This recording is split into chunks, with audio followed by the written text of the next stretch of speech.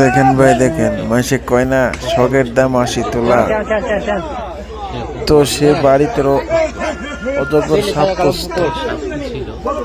একদিন হঠাৎ করে সেই সাপটি তার বাচ্চাকেই খেয়ে ফেলে। সাপের ভিতরে যে অ্যান্টিসেপ্টিক যে অ্যাসিড থাকে, এই অ্যাসিডে মনে হয় এতক্ষণ তার বাচ্চা মরেই গেছে। তো সবাই মিলে সাপটার পেট কাটতেছে। দেখেন কি হোক, দেখা যাক।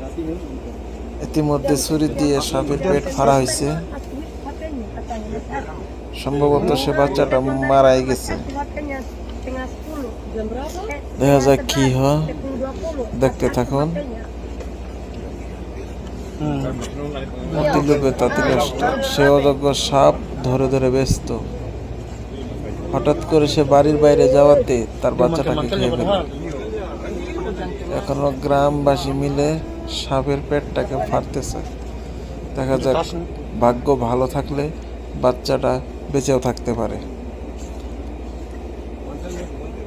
কি হয় কি সমস্যা, দেখুন কি অবস্থা, মুহূর্তের মধ্যে কালো হয়ে গেছে।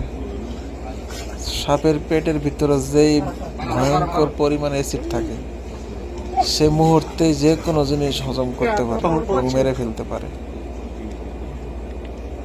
সাপের লালা খুব ভয়ঙ্কর।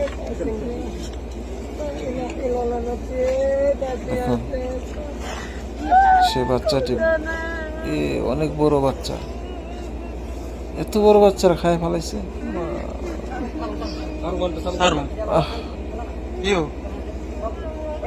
কি অবস্থা,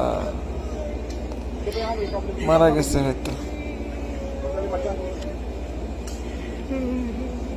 মারা গেছে।